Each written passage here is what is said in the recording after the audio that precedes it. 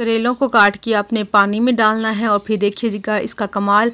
ना तो करेले आपके कड़वे बनेंगे और जब स्टोर करेंगे, जब आप निकालेंगे 6 माह के बाद, तो इंशाल्लाह ताला आपके करेले बहुत ही ज़्यादा जो फ्रेश होंगे, बिल्कुल ताज़ा होंगे। तो व्यूअर्स, कौन सा जुगाड़ है जो मैं आपके साथ शेयर करने वाली हूँ, जिससे हम करेले जो सेव करेंगे उसके बाद जब निकालेंगे तो पानी में डाल के सिर्फ डायरेक्ट, जैसे हम जो नॉर्मल सब्ज़ी डालते हैं, सब्ज़ी को धोते हैं और भिगो देते हैं, निकालेंगे और उसको हम पका लेंगे, तो ना ही कड़वे होंगे ना ही आपके जो करेले ख़राब होंगे। तो कौन सा जुगाड़ हमने लगाया है तो मैं आपके साथ शेयर करने जा रही हूँ। ना तो आपने नमक लगाना है, ना तो आपने मसलना है, ना ही आपने अपने आप को थकाना है। तो उससे पहले मैं छोटी सी 2 टिप्स आपके साथ शेयर करते जाऊँ करेले छीलने की। जो करेले छीलें या पालक जो साग, जो भी आजकल जो मौसम है सब्जियों का ग्रीन, तो जब हम छीलते हैं सब्ज़ी अपनी, तो करेले भी जैसे हम छुरी से छीलते हैं तो हमारे हाथों पे कट लग जाते हैं, या करेलों का कलर जो हमारे हाथों पे आ जाता है। तो पहले टिप्स ये है कि हमारे पास, जैसे आपके पास ये कटर हो तो आप कटर से छीलिए करेलों को। इससे एक तो ईजी से छिल जाता है ईजिली, ना तो आपके हाथ पे काट होता है लगता है, ना ही आपके हाथ पे जो कलर आता है। और दूसरी टिप्स ये है कि अगर आपके पास लोशन है, बेबी लोशन, तो आप उसको थोड़ा सा निकालिए अपने हाथों पे, जो मल लीजिए, उसका हल्का हल्का मसाज कीजिए। अगर वो नहीं है तो आपके पास कोई भी लोशन हो, जो मॉइस्चराइजिंग लोशन होता है, आपने वो हाथों पे लगा लेना है। उससे आपके जो सब्ज़ी का कलर आपके हाथ पे नहीं आएगा और आपके हाथ बिल्कुल सेफ रहेंगे, वाइट रहेंगे, और ना ही उस पर कोई काट वगैरह लगेंगे। तो ये थी जी छोटी सी टिप्स जो मैंने आपके साथ शेयर की है, इंशाल्लाह आपको अच्छी लगी होगी। तो करेले मैंने सारे इस तरह छील लिए हैं। अब इनको कट लगा के मैंने इनका जो अंदर से है बीज निकाल लेना है, क्योंकि बीज जो सख्त होते हैं वो अच्छे नहीं लगते। तो ये जो मेरी बहनें होंगी उनको पता होगा, समझदार बहनें बैठी हैं माशाल्लाह से, तो उनको पता होगा कि करेले छील के इनका जो बीज निकाल लेते हैं। तो इसके बाद देखिए जी, सारे मैंने इस तरह छील लेने हैं, इनको साफ़ कर लेना है और पानी में किस टाइम डालना है वो भी मैं आपको दिखाती हूँ। तो आपने वीडियो स्किप नहीं करना, वीडियो को पूरा देखना है, तभी जाके आपको इस जो टिप्स का पता चलेगा कि करेले कैसे सेव करने हैं, कैसे आपने स्टोर करने हैं। तो ये देखें जी, माशाल्लाह से यहाँ पे मैंने ले लिया है एक बर्तन, बड़ा सारा पतीला। इसमें मैंने पानी डाला है। पानी डाल के मैंने इसको हाफ जैसे पतीला भर लिया है। आपने कोई बर्तन ले लेना है। उसके बाद जितने सारे करेले छिले हुए हैं इसमें डाल के मैंने इनको एक दफ़ा धो लेना है। धो लेने के बाद निकाल लेना है। फिर से दोबारा से मैंने दोबारा से पानी चेंज करके, तो इसी में हम डायरेक्ट जो कि अपने करेले छीलते जाएंगे, और हमने कुछ नहीं करना, ना नमक लगाना है, ना ही हमने कोई इसको मसलना है, ना इसको हमने कोई निचोड़ना है। अपनी जो बाजू की ताकत हमने जो लगाते हैं, ना ही अपनी एनर्जी ज़ाया करनी है। ठीक है जी, इस साइज़ में काट लें, या जिस तरह आप अपने घर में इसको काटते हैं, जो जिस शेप में आपके घर इस्तेमाल होते हैं, आप उस शेप में करेले को काट सकते हैं, कोई मसला नहीं है।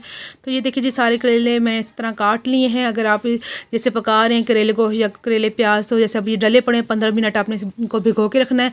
तो उसके बाद जैसे आपका गोश्त भुन गया, आपने सीधा सा सब्ज़ी जैसे हम करते हैं, इसको निकालते हैं, निकाल के हमने इसको डायरेक्ट करेलों के अंदर डाल लेना और भून लेना है। अगर इस तरह नहीं करते, आप जैसे घी में भूनते, तो आप इसको इस तरह भी भून सकते हैं। तो ये बहुत ज़्यादा इजी रेसिपी, आप इसको ऐसे स्टोर भी कर सकते हैं और इस तरह आप जिसको फ़ौरन से पका भी सकते हैं। तो इसको देखो सिंपली फ्रेंड्स, मैंने 15 मिनट रख दिया है। उसके बाद मैंने इसको हल्का सा ऐसे मसल लेना है। हमने कोई ज़ोर से नहीं करना, बस हल्का सा कर लेना कि इसका जो मैल वगैरह इसको जो होगी ना, जो इसका होगा मट्टी वगैरह, वो निकल जाएगी, चीज़ साफ़ हो जाएगा। तो इसको मैंने हल्का सा इनको मसल के, इसके बाद मैंने इसको निकाल लेना है किसी भी छलनी में डाल के।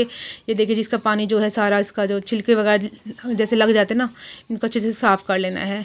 तो आपको मुझे इसको निचोड़ने की ज़रूरत भी नहीं, जैसे हम इसको ऐसे निचोड़ते हैं बाकी जैसे करेलों को, तो कुछ भी नहीं, निचोड़ लेना है। इसके बाद जी ये देखें जी, मैंने पानी इसका गिरा दिया 3 दफ़ा, और मैंने अच्छे से पानी से खंगाला था ताकि सारा साफ़ हो जाए करेले हमारे। तो इस टाइम पे ये देखें जी, मैंने इसको कोई नहीं निचोड़ना, ना हमने इसको निचोड़ना है, इस तरह करके ज़ोर लगाना है। जैसे ये देखें पानी आपको निकलता नज़र आ रहा है, इस तरह ही रहने दीजिएगा, ज़रूरत नहीं है आपको कि इसको निचोड़ें। तो यहाँ पे मैंने एक बर्तन ले लेना है, कंटेनर ले लें, आप कोई डब्बा हो आपके पास, मतलब कुछ भी हो जिसमें आप सेव करना चाहें।